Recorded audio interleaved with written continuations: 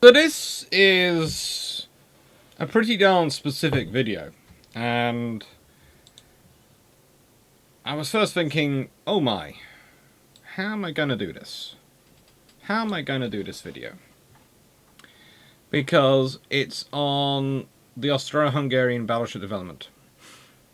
And I thought, right then, Alex, what books can you get? What books can you get that are going to help with this? And helpfully, none of the books I ordered actually have arrived in time.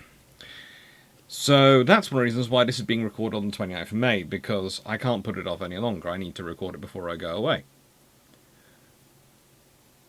And according to...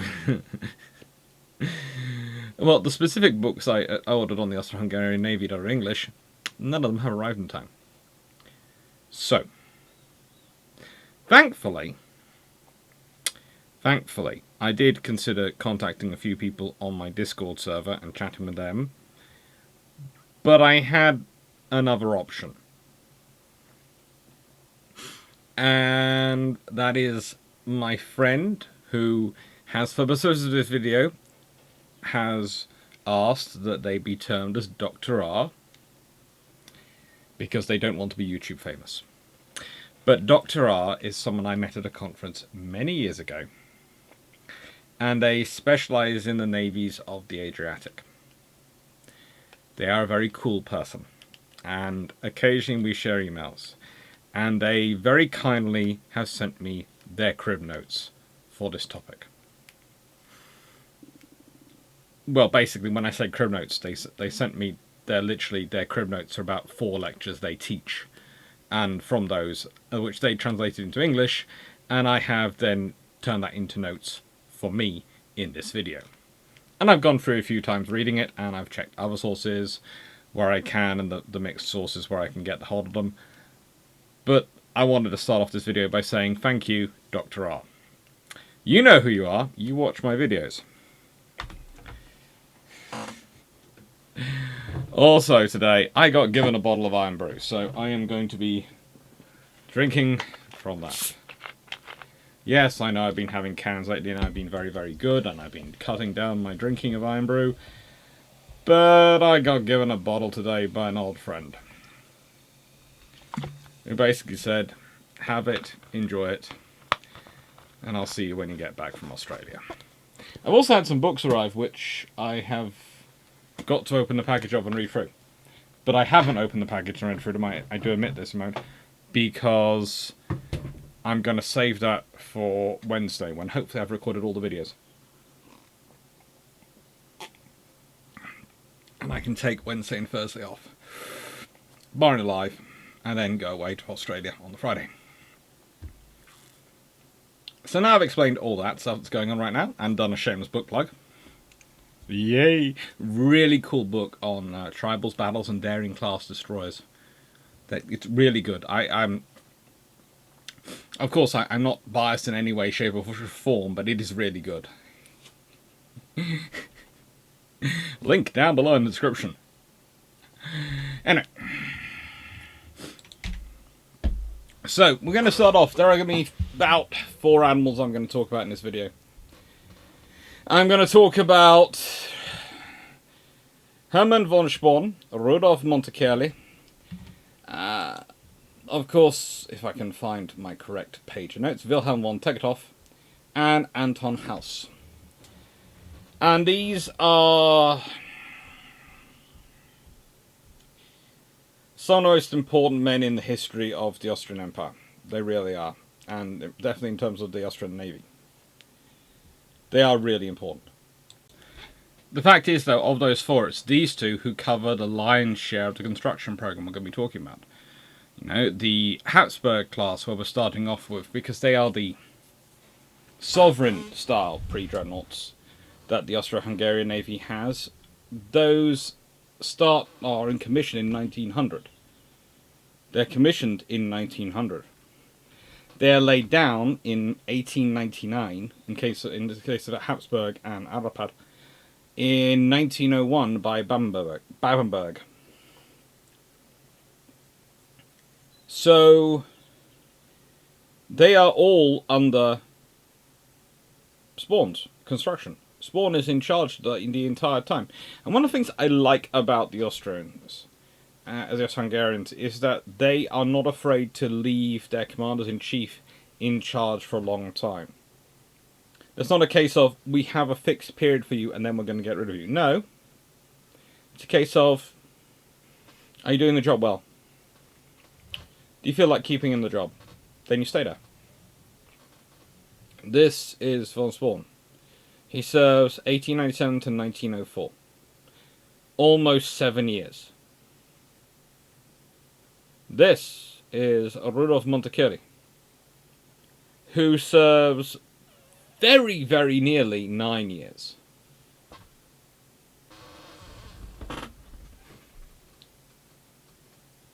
They have experience. They have knowledge in their post. They are able to do things. They learn their position. And as they get more confident in it, they adapt and they know how to sell the things. They used to deal with institutions of the Twin Empires. And they're good at their jobs. Please, please know. One of the things I do really find interesting about the Austro-Hungarian Navy and its whole purpose and development and what's going on with it, especially at various points when it's sort of in the run-up to World War One, and how it's organising itself in the preparation for that war and the scenarios that's going to around it. The Austrians are really, really good at prepping themselves. And part of this is they're unashamed in maintaining that institutional memory. The example is that by May 1909, Italy has 10 battleships in service, of which 2 are under construction. Austro-Hungary has 9, of which 3 are under construction. Italy's tonnage in battleship terms is 124,000 tons. Austro-Hungary's 73, well, nearly 74,000 tons. Italy has 8 armoured cruisers with 2 under construction. Austro-Hungary has 3. Italy has 6 protected cruisers, 1 under construction. Austro-Hungary has 6. Various torpedo vessels, destroyers. Austro-Hungary has a lead in high seas torpedo boats, but Italy has a lead in coastal torpedo boats. And Italy has 7 submarines with 5 under construction, and Austro-Hungary has submarines with 6 under construction. The total fleets, therefore, are Italy 121 vessels with 20 under construction, and Austro-Hungary 79 vessels with 34 under construction.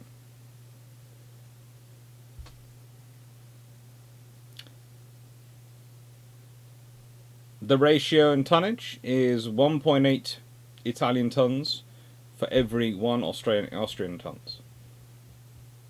Why does this matter? Well, the Austro-Hungarian Empire is a large and very potent land power.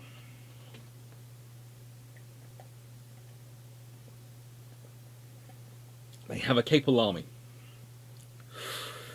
And they need one with the size of border they have. In contrast,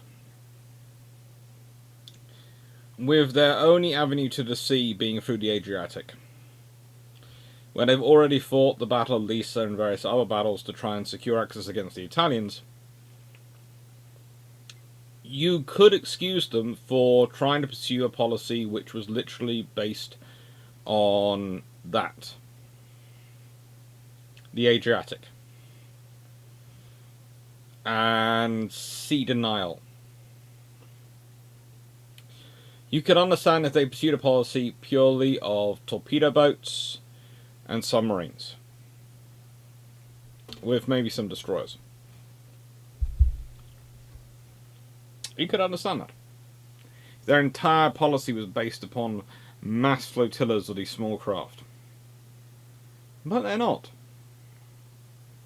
They know such a scenario isn't going to work. So they know they have to think things through. They have to think, what do we need to build? What do we need to be in service? What do we need available for our fleet? And the thing is, it's under these two men that the Navy has massively built up. Yes, he is the one who gets, Montecurli is the one who gets a lot of credit. Especially as he is incredibly naughty, and if his successor Anton had been in any way as naughty as he was, the Italians might have been in real trouble in World War One. What do I mean by real trouble?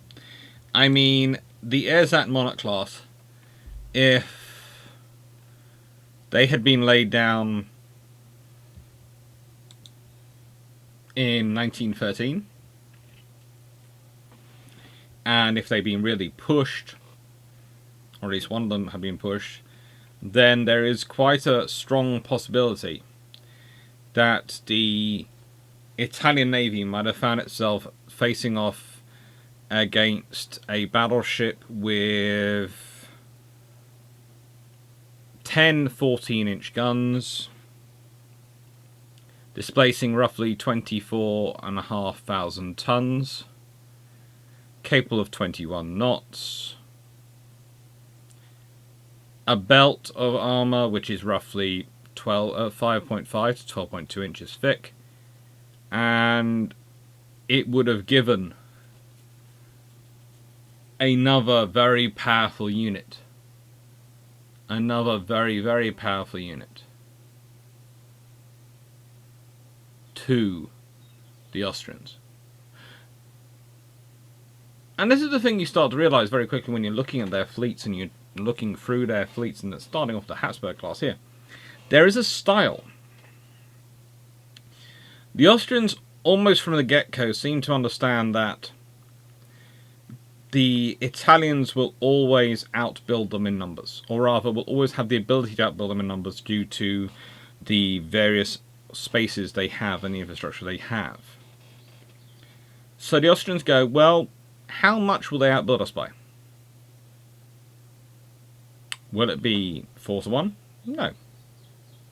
It's roughly 1.8 to 1, and it's just consistently with between 1.5 and 2 to 1, but usually sort of roughly about that. Okay, the Austrians go, how much of the Italian fleet can they deploy to fight us? Well, they have the French on the other side, and they worry about them a lot.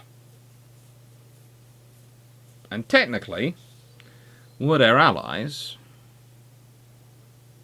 Sort of, because we're both allies with Germany. So, you know, technically, things are good, but let's be honest, they're not that great.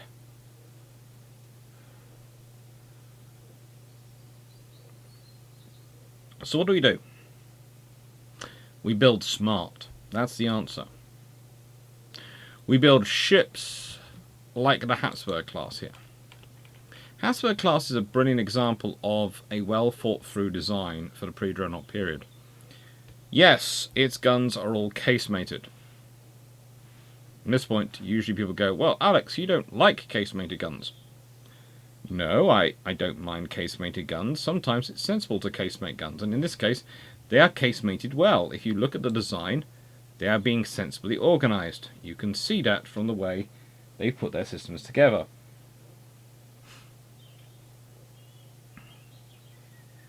And they're organised in that fashion to give them a breadth of fire.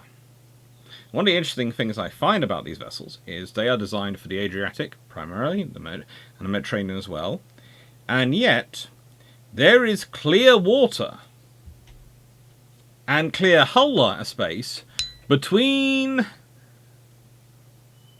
the sea level and the casemate beginning. It's brilliant. And the casemate even has shaping to keep that water going down. And you would be amazed at how many navies managed to not include that one. So it's a thought-through design.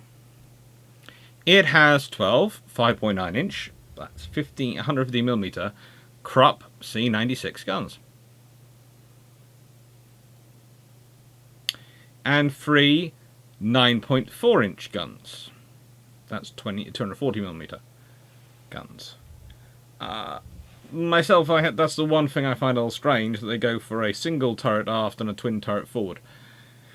I'd have said go for 2 twin turrets, but I'm presuming someone was saving money somewhere. I'm honestly presuming someone was saving money somewhere.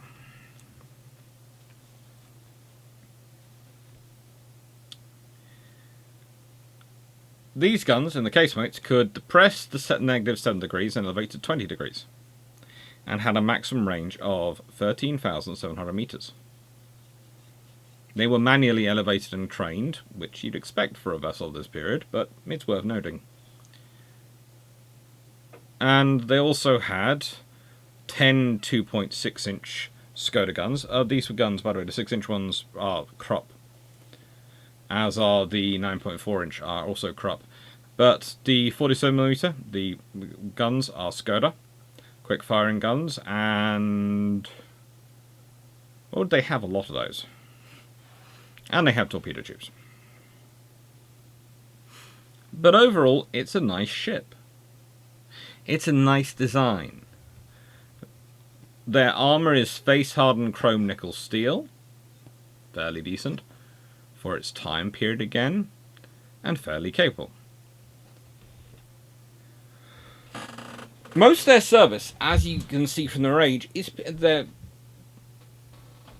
launching is peacetime. They mostly get activated for fleet drills, and then they go down back into ordinary.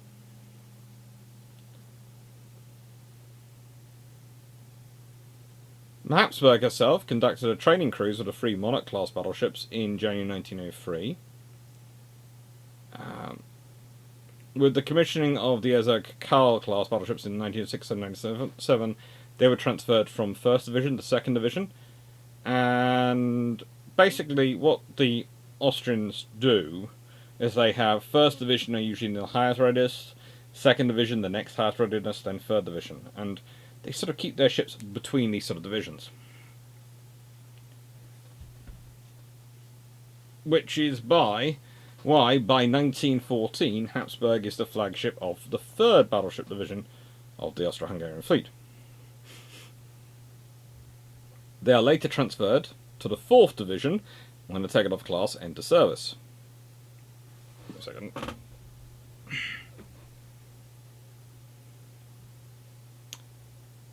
She is mobilized with her 2 sisters, Arapad and Babenberg, and supports the operations of the Goeben and Breslau. But honestly, they don't need to do much.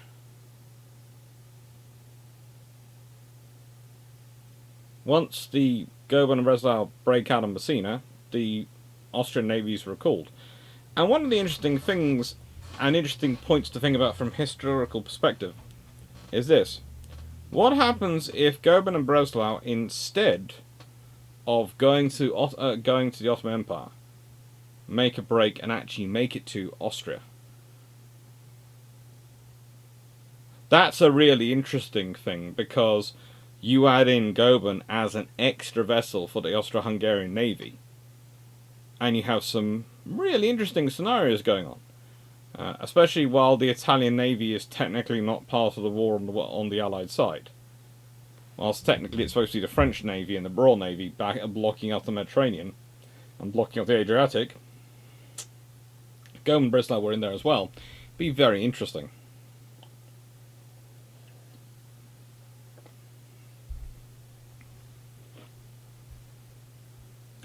They spent most of the end of World War I as harbour defence ships,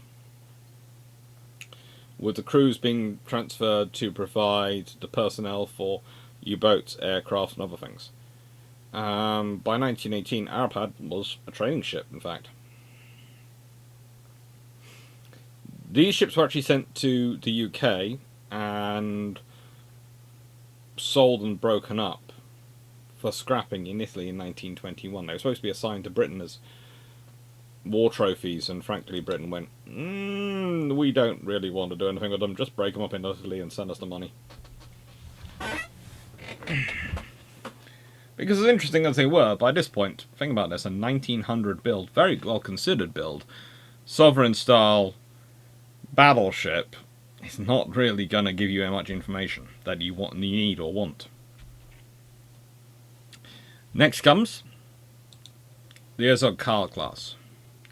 Now, these are, how do I put this politely?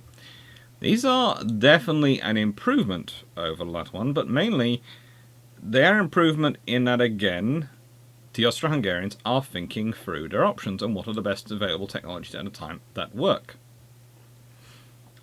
This time, though, the guns, well, the 9.4-inch guns are Skoda guns, the 7.5-inch guns are Skoda guns, and she's carrying 12 of those. The 70mm guns are Skoda guns. The 47mm guns are Skoda guns. The 37mm guns are Vickers.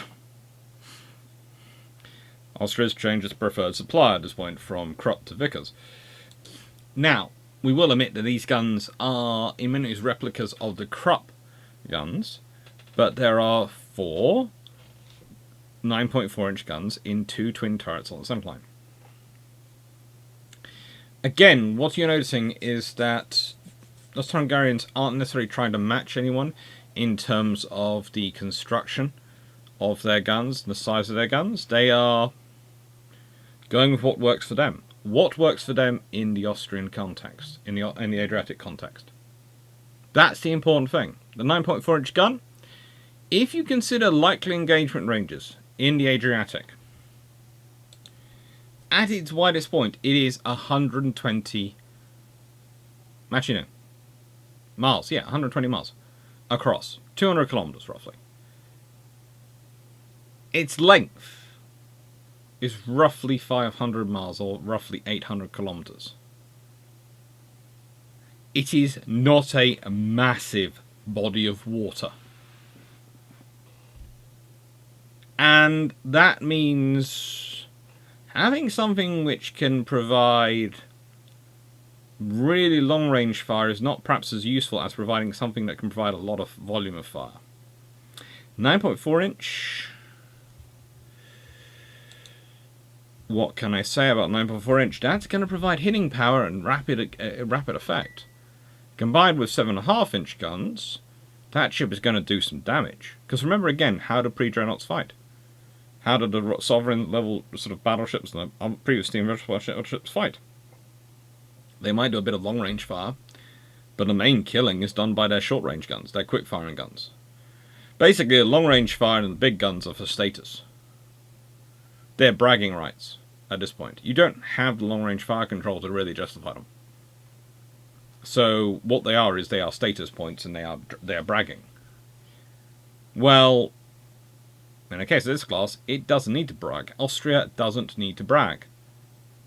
Austro-Hungary doesn't need to brag. They have the capabilities. What they need is a class which is going to work for them. And going for a design in this shape is a very pragmatic design. It's a very sensible design. And again, these ships are laid down in 1902.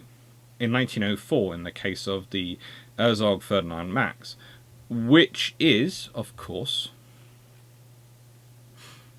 the last year of von Spawn's I was going to say premiership, but, well, yeah, that is to an extent, if you consider the way they run the Navy, yes. To an extent, his leadership of the Navy. Let's go with that. That sounds more accurate in terms of acceptable wordage, but premiership is kind of the way it should be considered. And as Rudolf Montecuccoli takes over. As the baton passes from one who has started this generation of battleships, who has built them on the basis of we are going to fundamentally improve and develop our infrastructure base. This is what the Austrians are really, really good at. The Austro-Hungarians are really good at. Sorry, I keep calling this the Austrians since Austro-Hungarians. Apologies. They are really, really good at developing their infrastructure base, at working on that.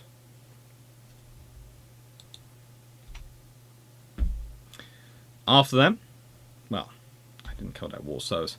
And their war service is kind of similar to the predecessors, the Habsburgs. They have, well, yeah. They have an interesting career because they start off as the 3rd Division of the Austro Hungarian Battle Fleet. After they, of course, moved down because certain new dreadnoughts have entered the service, which is terrible. They just moved down.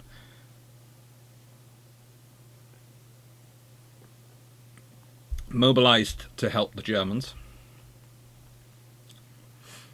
And then they go and take part in the bombardment of Ancona,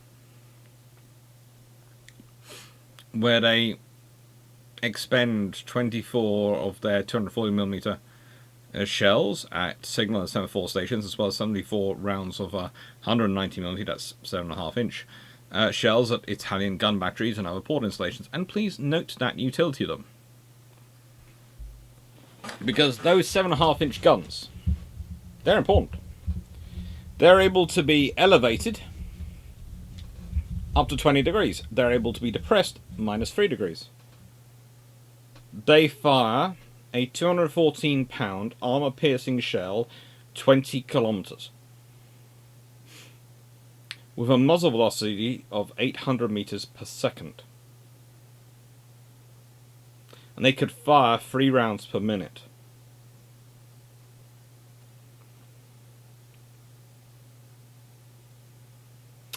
What's interesting is the 9.4-inch guns, 240mm guns, they could do roughly the same. They could fire 3 rounds pretty much per minute at a muzzle velocity of 690 meters per second.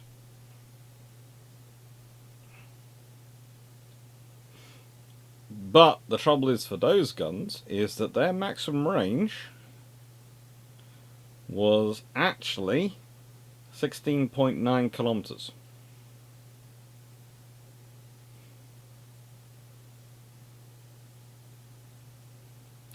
So they couldn't fire as far as the 7.5-inch guns. It makes sense when you consider what's actually a valuable weapon for ship-on-ship engagements. And the 9.4 is fairly useful, but the 7.5 will do quite well. What's interesting, though, is if you consider their engagement range is roughly 18,500 yards in maximum range, which is what, by World War I, Britain is to an extent factoring in as the likely engagement range for dreadnought fights. It's thinking they're going to take part at 18,500 to 24,500 yards.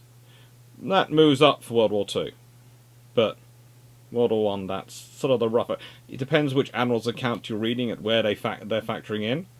But you also, again, as I've talked about in our videos, when you look at the design and construction of ships, their armouring will tell you what range they're designed to fight at. The heavier armour, usually the closer they're at the range they're designed to engage their enemy at. That's their preferred engagement range. And then you have, after the Ersatz class, you have the Radetzky class. And the Radetzky class are cute.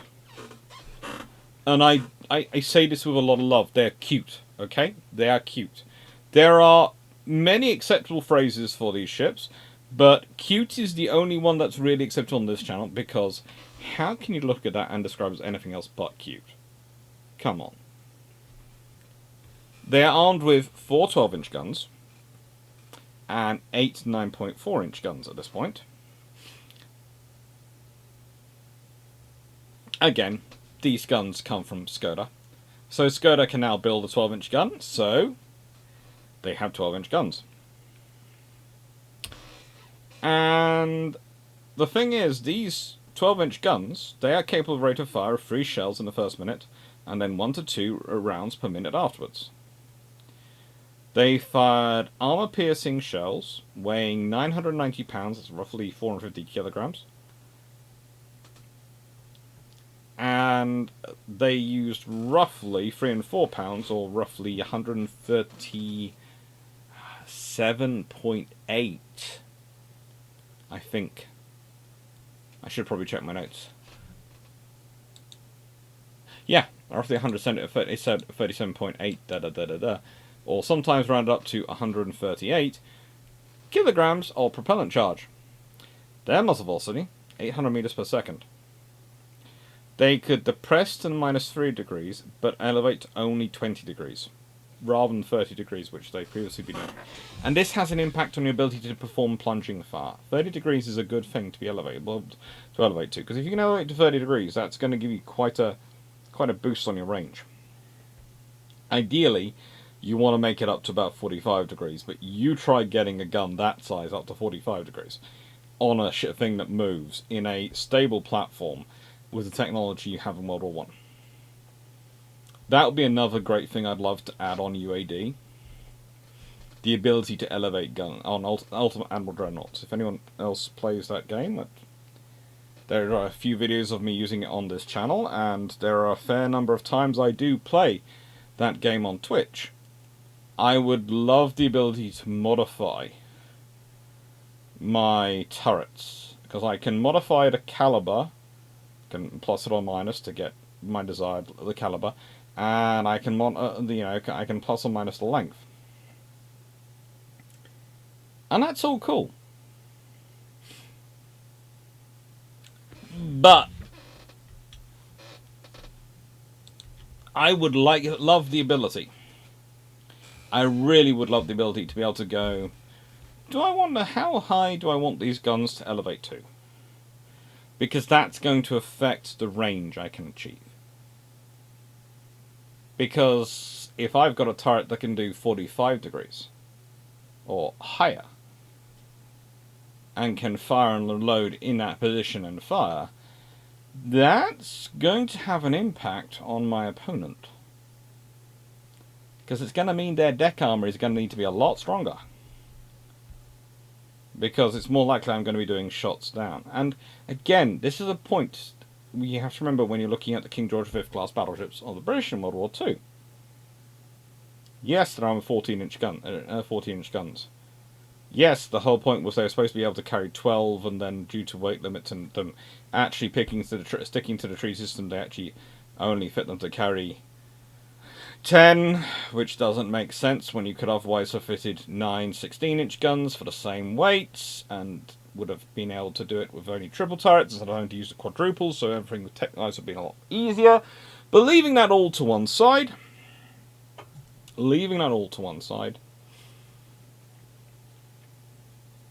the point was they could actually do fairly good plunging fire, and that's one of the things why King George V is keeping back and doing plunging fire in the Bismarck, and Rodney is getting close and pounding the living out of her.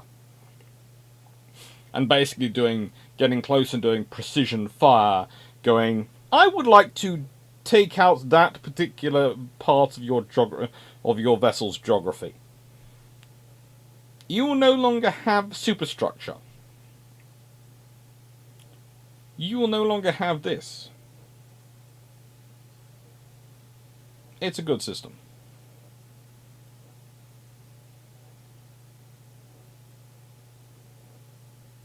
It does work.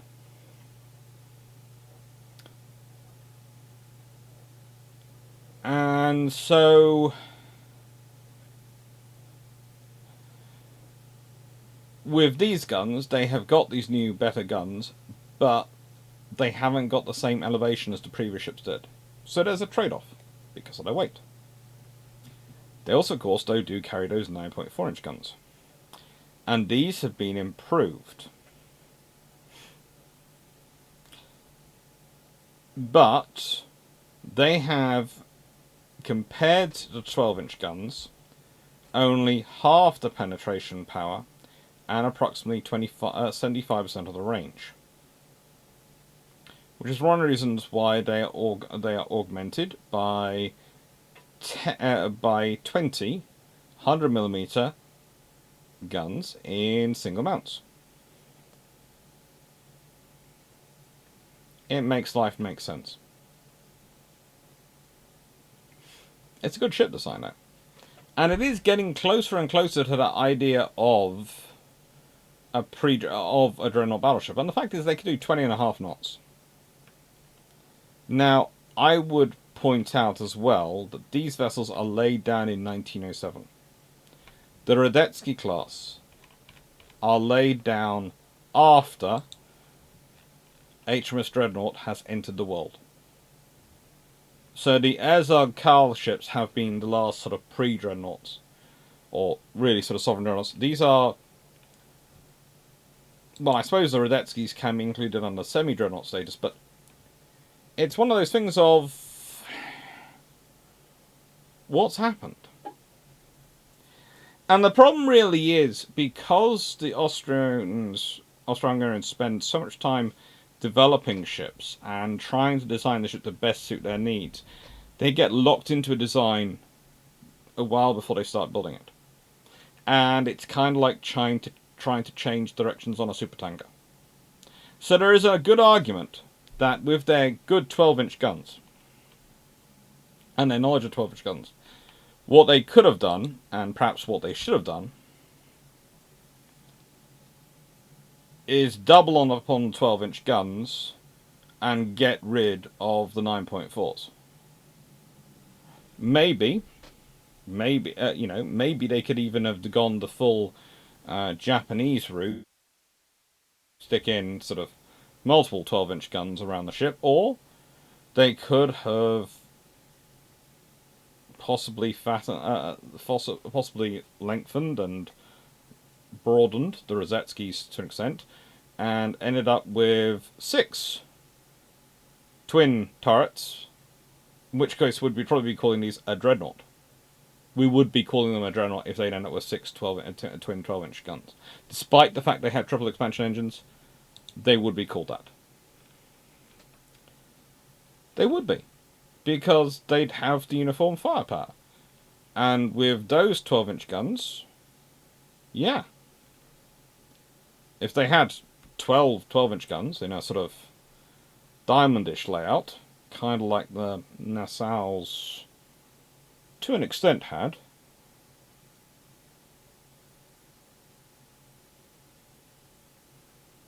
the ability to fire 8 shells either side, or 6 forward or 6 aft, they would certainly rank in with the dreadnoughts. And the Radzetskys therefore deserve respect. Now,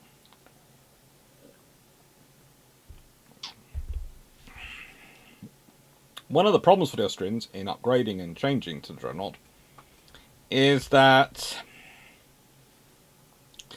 it's an Italian idea of Vittorio Cunabati. There is also Benedetto Prin who's involved. The turbines are from Parsons, and because the Italians are buying them, that makes it slightly more difficult. It really does. It shouldn't. It shouldn't make it more difficult. But it does, for them to go to the British. They actually do end up,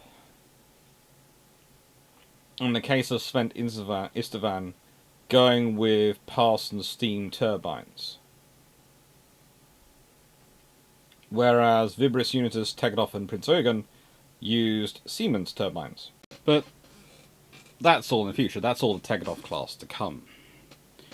The Radetskys had an interesting career, and in many ways set up the route for how the Austro-Hungarians would pursue dreadnoughts. What is important to remember is that the Radetskys are actually in service 1910-1911, whereas Tegetthoffs they don't come into service till 19... Well, Verbis Unitus comes into service in 1912. Svent Instavan comes into service in 1915. There's a big spread. And it basically goes 1912, 1913, 1914, 1915. And that, to an extent, reflects the fact that 3 of them are built by Stablemento Tecnico Triestino, Trieste. The 3 which have the Siemens turbines. And, well, the Svent Istvan is built in Fiume by the Gans Danibus. Svent Istvan... Well, there's actually a video surviving of her being launched. And the value of her can be seen by who turns out to see her. But all these ships, they have this sort of engineering background, but also they have this as the experience. How long does it take the Austro-Hungarians to process what happened at Tsushima under Togo Hiroshima? How much... You see, they don't have the same level of report the British do. The British have Captain Pakenham, later to become Admiral, who is providing them with information from Togo's flagship. That kind of gives them a ringside seat. And they have Fisher, who has been in power long enough as First Sea Lord and previous to that Third Sea Lord and various other roles, to know the levers of power in Britain to press. But also there's the fact they're building for a different reason. The Austrians are building to deter conflict in terms of their neighbour across the way. They want to either deter conflict against the Italians or keep it to land. So they want enough naval strength they can dominate the Adriatic and ensure the Italians cannot use sea power to circumvent their military power. That is literally what their naval power is for. Plus global reach and showing the flag and doing all those fun things. But, you know, mainly it's for holding. And so, that's what they're doing. That's what they're building for. But interestingly, the Austrians are another person, have another person, Tegethoff himself, who is considered in many ways the father of the modern Austrian Navy, Austro-Hungarian Navy at this point. And his battle at Lissa and the reforms he does afterwards, etc.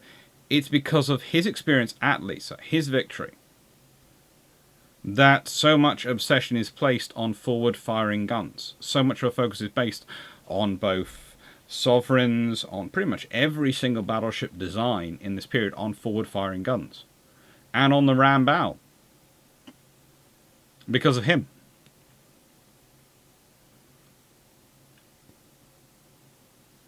And because of his battle. It's sensible. So, Austrian involvement in the Dreadnought design. And you can see that in the design of HMS Dreadnought because, again, those wing turrets, those things which I absolutely hate, are there to provide the forward-firing capability that is necessary due to the experience of Lissa.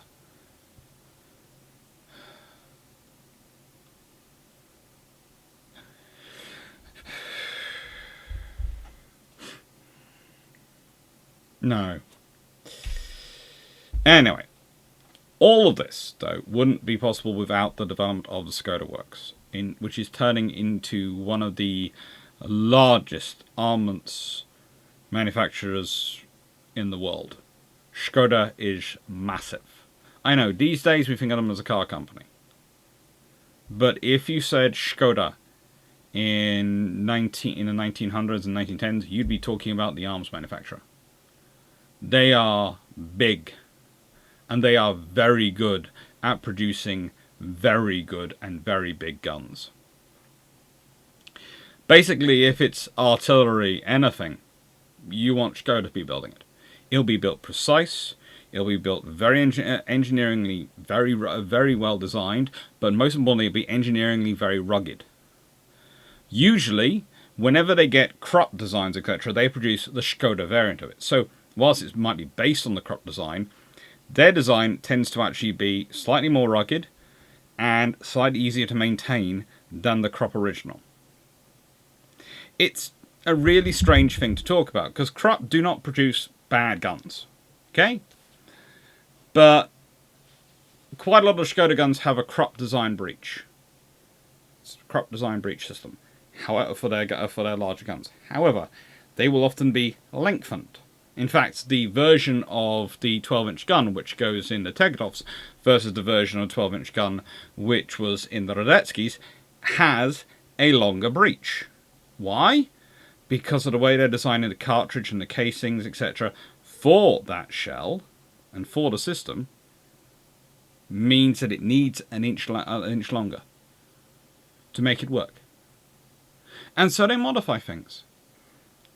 They are a really, really interesting development. And again, I am constantly looking for decent books in English about the Skoda works, because they are a whole patch of the armaments industry we miss out. I know of few manufacturers who get as much attention paid for them by British manufacturers as Skoda. Basically, there is like two American manufacturers, Krupp and Skoda, who they actually pay attention to in the rest of the world. And the Swedes, because you never ignore the Swedes when it comes to producing guns. They have such a reputation as being lovely, nice, kind people. And yet, if you talk about them in the armaments industry, oh yeah, they've produced this. Oh yeah, they've produced that. Yeah, they've got that design. Yeah, they produced that. And this. And it's a case of, okay, so basically, what you're telling me is Sweden is good at presenting themselves as being really, really nice to everyone, really lovely to everyone, and yet they're also armed to the teeth. Yes, and they produce their own weapons. So what you're telling me is Sweden is kind of a combination of Britain and Switzerland. That's not something you really want there. They're just biding their time before they go for world domination. Okay? Watch Sweden. Watch them. Watch them carefully. But here's the Tegetov class. Not just named for that the Admiral, but inspired by the Admiral. Because, let's be honest, they have 12-inch guns. So they can fire 6 forward and 6 aft. That matters. 6 forward, 6 aft. 6 firing, 6 forward. It's the same as when you look at Dreadnought, when you look at a lot of the Royal Navy's early battleships, they're talking about having 6 forward firing guns, because that is, if you have 6 guns, that works better for trying to do salvo ranging shots. And if you're going to be fighting the Adriatic, it makes a lot of sense because you don't have as much room to maneuver. So you can well be fighting from end to end. In which case, you need the forward-firing firepower. Honestly, the thing that I'm surprised with the Austro Hungarians is they don't develop a Nelrod-style design earlier than anyone else. Because, frankly, such a design I could see really working for them. Because it maximizes your forward-firing capacity. But there again, what they do produce is pretty darn effective.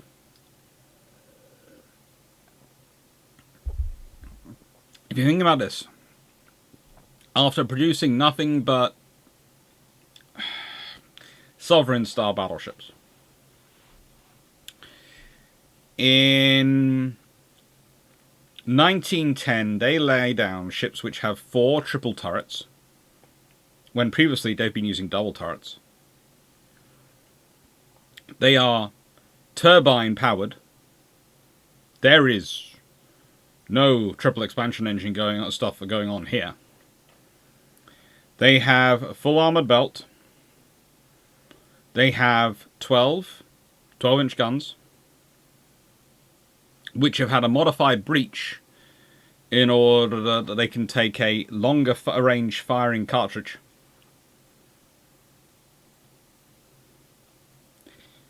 They have literally jumped in tech. And they've done this and produced a class which are pretty darn excellent.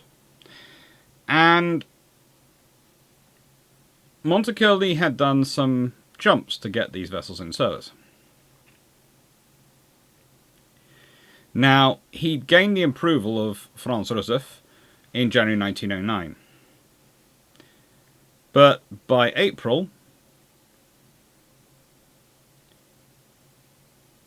there is a massive budgetary crisis going on in Budapest. Yet still, he's got all the designs, construction, financing laid out.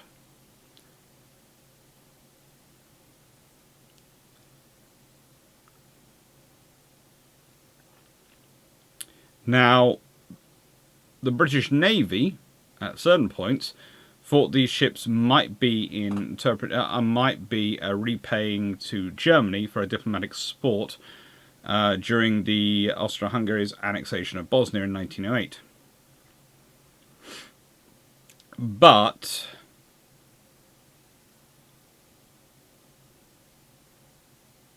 the reality is that wasn't the reason the British were sending a spy to go look at them. Because while some did believe they were going to be an addition to the German fleet, and some will talk about constantly about the idea of them being sent somehow to get to Germany, most people very quickly worked out, well, hang on, how are you going to get them to Germany in time of war? Because let's just say, if tensions increase that much, how are these 4 ships going to get round to Germany? They're not. The main problem is going to be them in the Mediterranean. And if they're in the Mediterranean, they're going to be an issue. But also, there was the remark which was made at this time when they were asking for assessments. And it goes that various naval constructors are asked about it. And one of them replies in an offhand fashion, it seems in a note, that anything which is built by the Skoda works is going to be worth watching because it is the nearest equivalent to Elswick when it comes to guns in that alliance. Which point the British get really worried. It's not about these ships suddenly going and joining the German Navy. They don't think that's going to happen. No, it's the fact that if these ships are in the Mediterranean, the British are probably going to have to dispatch ships to deal with them in the Mediterranean.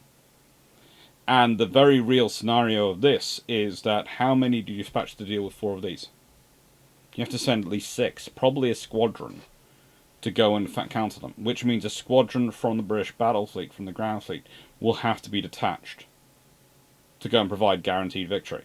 Now you can go, well, yeah, you'll send the 12-inch ships, but that won't provide guaranteed victory. What you would probably end up sending is a 15-inch armed ship as flagship, 4 13.5-inch ships, and 4 12-inch ships, as in their guns, to provide guaranteed victory. Think about dispatching that and the effect that has on the Grand Fleet. 9 ships is not the superiority difference between them and Germany, but it is a big number. And yes, you can say, well, they were going to rely on the French, and the French were supposed to look after training. Yeah. But honestly, the British were actually planning on doing that dispatch of those ships up until Italy joined the Allies. Because once Italy joined the Allies, the British were going, oh good, it's not the French. Because the French ships in the Mediterranean have been proving to be less than experienced in their handling, because their government hadn't been paying for any training.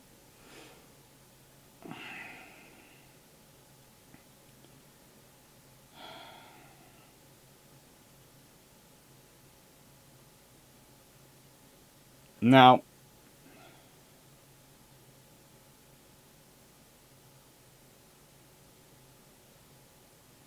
thankfully,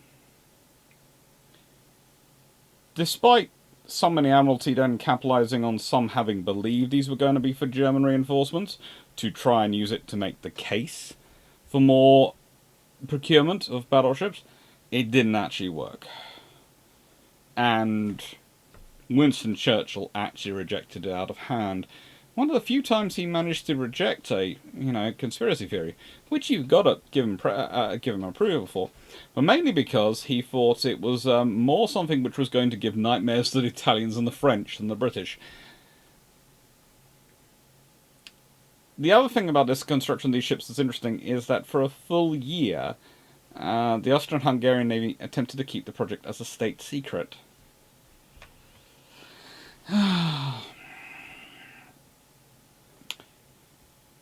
Once it went out publicly and was being publicised, there were issues. But mostly, Austria-Hungary's focus on the Italian dreadnoughts under construction,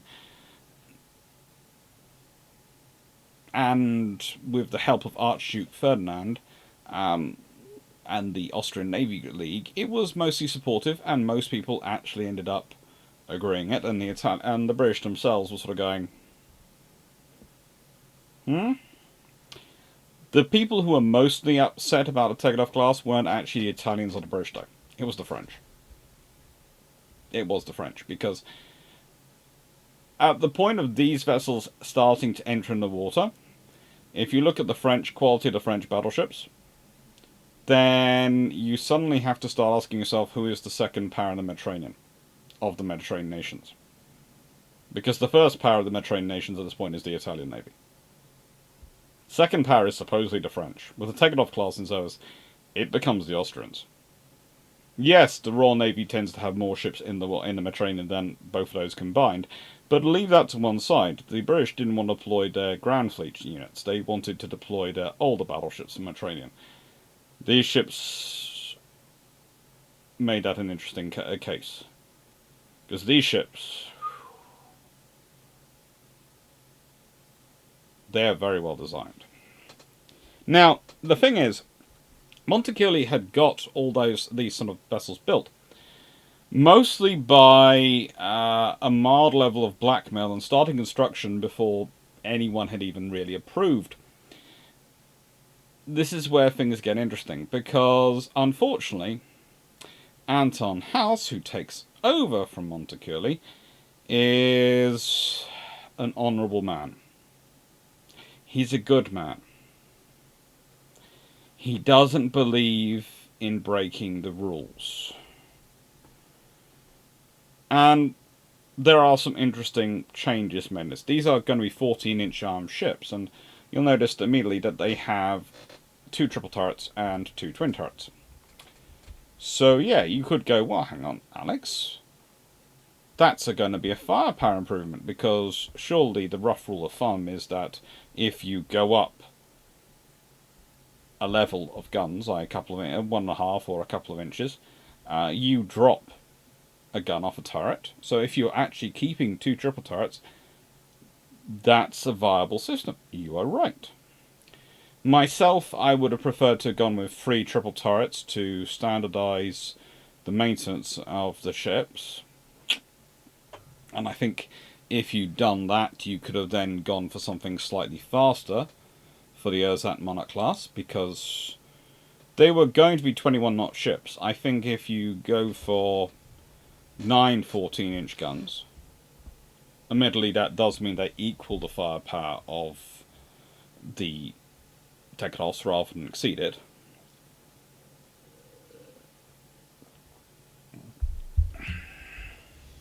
Because 10 14-inch is roughly the same firepower as 15.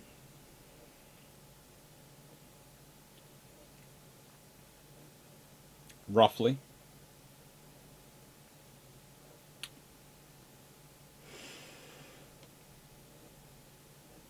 But 12-inch,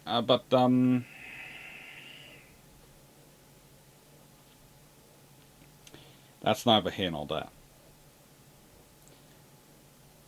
I think the triple turrets would have made it more easy to maintain logistically. And reduce some of the crew requirements because they go up to about 1100 personnel.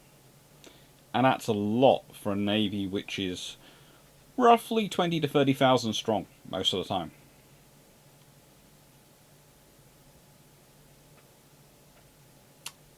These are never built. They're going to be built, and Skoda is working on them. They are working on their lovely 350mm AK 14-inch guns. And the guns were used as a super heavy siege gun during World War One.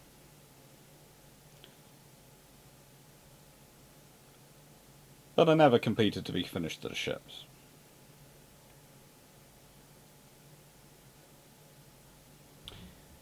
They would have been useful, and the ships would have been useful.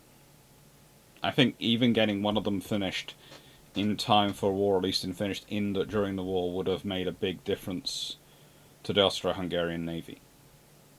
Even with the layout of 2 triple and 2 twin turrets. Because then at least they have 5 guns either end. But as said, instinct would have been to go for 2 triples forward and a triple aft. It just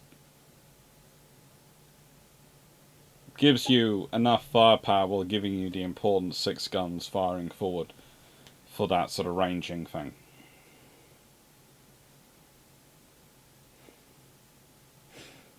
The Austro-Hungarian Navy is interesting. They have a lot of options there, and I realise this is going to be a premiere, and there's probably going to be a lot more of you commenting through this going, Alex, you're being kind of contemplative for you. Well, one of the reasons is because I'm using someone else's notes. And despite having read through them about a dozen times and done a little bit of pruning to turn them into my own notes, they are someone else's notes. Thank you again, Dr. Art.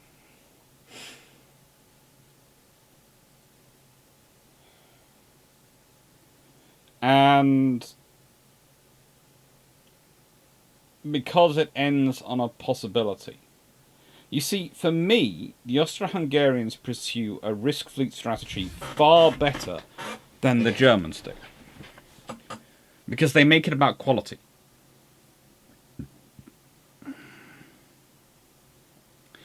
You could argue they could be trying to build to match the Italian numbers. They never do.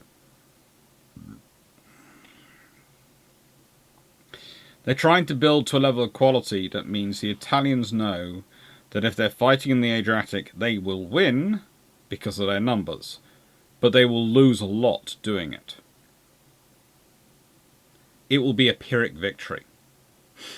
And also that they have to they have to keep their ships at their maximum readiness, because if they have anything less than their full strength, they might not win it. And that's the definition of a risk fleet strategy. Which again is interesting, is because they are pushing up their guns. They are pushing up their capabilities.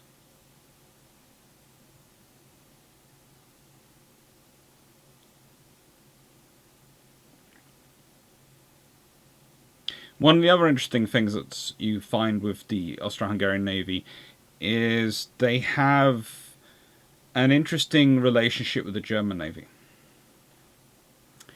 The Kaiserliche Marine, the Imperial German Navy. Sometimes they can find themselves very influenced by them. Sometimes they ignore them completely.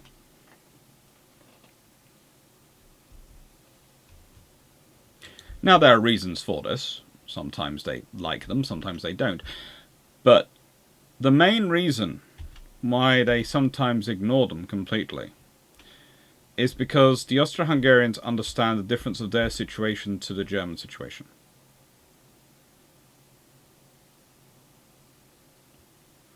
They're not looking to build a global empire. They have an empire already they're trying to run. The twin monarchies, the whole system in Austro-Hungary is interesting. The quality of officers they have to run their navy is really something spectacular when you consider most officers have to be fluent not only in engineering but in multiple languages to actually be able to be an officer on their ships. Sit down and think about that. You have to be fluent in multiple languages, not in order to do your diplomatic job, but to do your own internal job on your ship.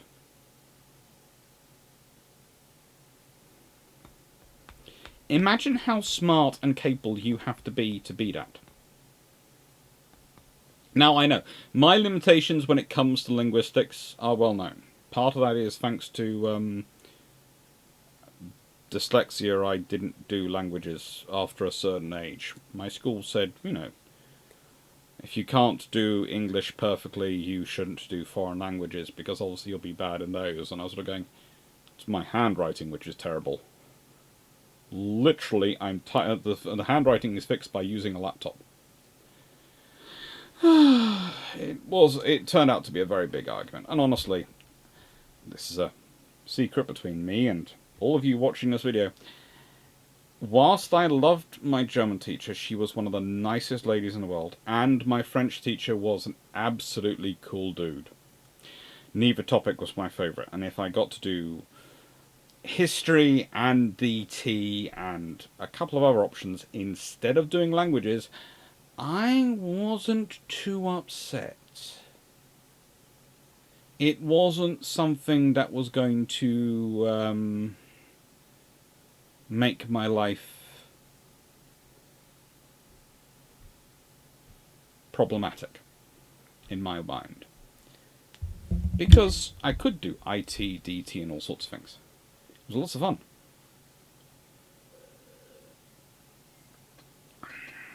For those who don't, DT, Design Technology in the UK, is basically analogous with shop.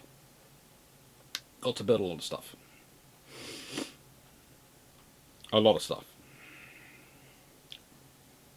A lot of stuff. Anyway. So, overall lesson on this story is a nation building up its infrastructure to match its ambitions. And that's something I really do like about the Austro-Hungarians. They really do build up their infrastructure to match their ambitions. They're prepared to invest. They're prepared to develop. They're prepared to grow. And they do so. And they do this a lot. You know, these ships, the Austro-Hungarians build up. They don't have a massive shipbuilding industry churning out civilian ships. They haven't had a massive navy for generations. What they've had to build up, especially since they've lost their parts of Italy they used to run. Because those had been large sections of where they'd pulled their navy from. And the naval facilities from. So, I have a huge amount of respect for them. One of the other interesting things to think about with these classes is that at various points, well,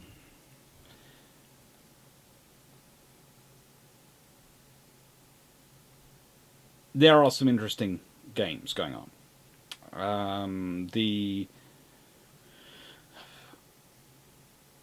Some of the yards actually obtained bank loans to fund the construction of their battleships on behalf of the Navy before the formal budget is passed. And this happens with the Tegetthoff class, this happens with lots of vessels. In fact, Skoda Works, Submento Tecnico Trastino, and the Wickwitz Ironworks had all offered to do this for the Ersatz Monarch Class, but Anton House didn't want to begin his tenure as Commander-in-Chief of the Navy by circumventing the government for funding.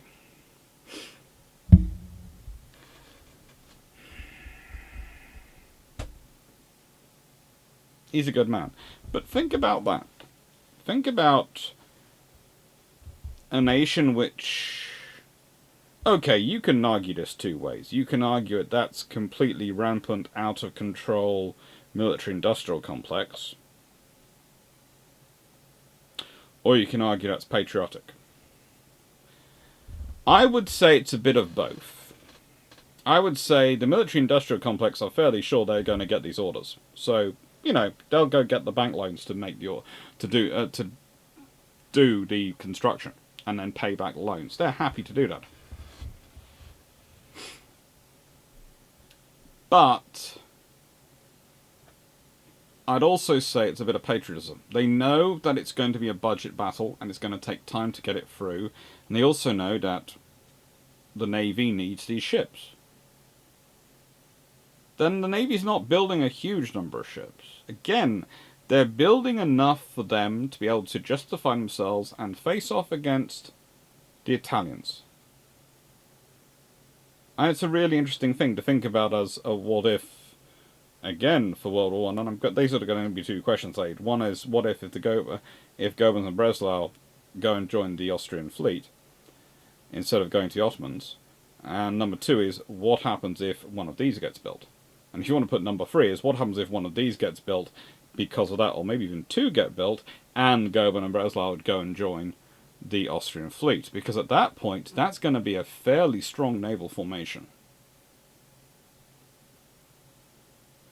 And let's be honest, it's going to be far easier for the Germans to supply and maintain Goeben and Breslau with spare parts sitting in Austria, Hungary, than it is sitting in Ottoman Turkey.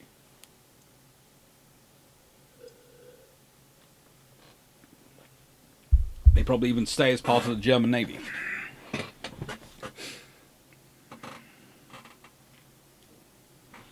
It becomes a really interesting force at that scenario. It also means that at that scenario, you're looking at sufficient strength that the Royal Navy is probably going to have to send some ships to reinforce the Franco and eventually Franco-Italian force that's supposed to be blockading the Otranto Straits. Because again, you have the Radetskis, those three lovely ships, which can back them up. They can do 20.5 knots. If you've got them, 4 Tegetovs, and 2 Monarchs, Ersatz Monarchs, and the Goebens, well, you have 6 dreadnoughts, 3 semi-dreadnoughts, and a dreadnought armoured cruiser, battlecruiser. That's a 10-ship formation, which, if it's getting moving, and is moving when you're not you're not ready, that could do some damage to you. That could do a lot of damage to you. It's not got maybe the greatest range, but if it does enough damage, the thing is about such a force, it's not whether it wins a war. It's kind of like when we're talking about a German breakout into the Atlantic of their fast battleships in World War II. If it is somehow that instead of it being Bismarck coming out with the Prince Eugen again, the name keeps turning up. If it's Bismarck, Tirpitz, Scharnhorst and Gneisenau operating as a group under Lutyens, the fact is that force is sufficiently strong enough, you're going to have to react with a larger force, which means you're going to have to draw forces from elsewhere. So there are going to be things you can't do to deal with that. If you have 10 of these vessels, that sort of group of 10 as I discussed about, in the Adriatic, you're going to need ships you're going to need not just the Regia Marina, and not just the French, the British are going to have to send ships, and you're going to have to mass a force there. Because you can't afford not to. Yes, that force can be used to just assist land operations and cause problems inside the Adriatic, but it can also be used to bash a hole in the Adriatic to get out. And if it does so on a day when you have a lot of ships which are being damaged by mines or submarines, and so are or just needing refit because they've been used so much, and so you meet them in equal numbers, you could lose that battle. And if you lose that battle, you then have to scrabble to refill that hole. So you not only have to replace those ships on station, you have to probably put more ships on station to cover for potential losses. You have to start covering for that gap. Because not of what they do, they have done, but what they could do if you leave that gap uncovered. And that's going to leave gaps elsewhere. Now, again, the scenario could be, of course, you could ask the Japanese to come and assist. And Japanese cruisers and destroyers do turn up and take part in convoy operations in the Mediterranean. Again, because, honestly, the Royal Navy turns around to them and goes, we trust you more than we trust the French, and someone needs to back up the Italians. And that's not something nasty about the French. It's because the French are pouring so many personnel, so much of their personnel, so much of their people into the Western Front, they aren't able to do what they used to do with their ships. It's the realities of war. It's nothing nasty about anyone I'm saying here. It's not being derogatory about anyone. It's you have to make a decision sometimes in war. And sometimes you do not have a good option. You have a least worst option. And sometimes your least worst option is we funnel everyone we can towards the front and the trenches. And we hope the Mediterranean takes care of itself. And the person and the Navy sort of floats around and does okay on minimal numbers. We hope that happens. And then other people have to step up and take over that gap.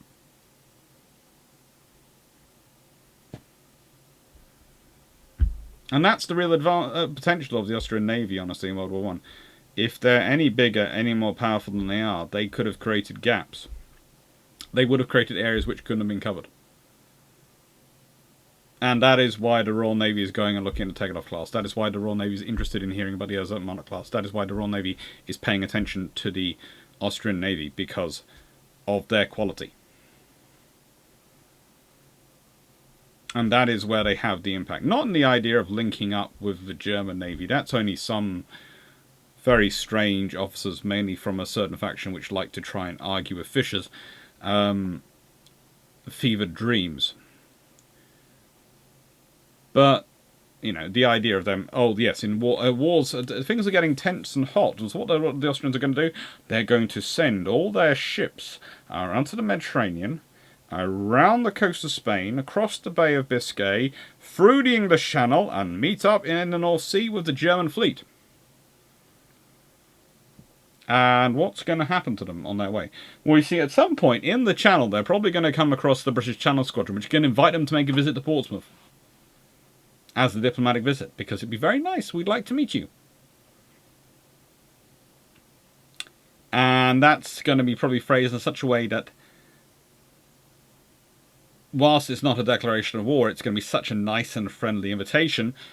If you turn it down, that'll be very rude. And if it's already a tense scenario, probably might not want to be rude. The Austrians might be looking for a diplomatic way out. So they might go, oh yes, we'll come visit. In which case you could end up with the Austrians technically caught in Portsmouth Harbour. Or Southampton. Or somewhere similar. Yes, they could cause a lot of damage there, but, well, they're just visiting and you're giving them a nice visit. At a decisive moment. Trust me. The British also had to deal with issues when there was problems going on with Germany in 1914, and there were issues. They had an entire squadron of battleships over visiting for Kiel Week.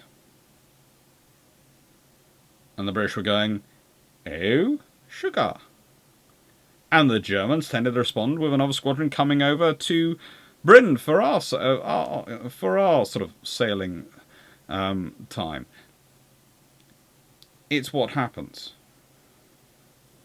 at this period. It's a fairly common thing.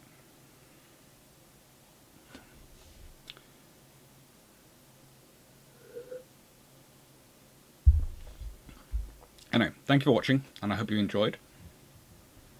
And I hope you found it as interesting as I did. Take care.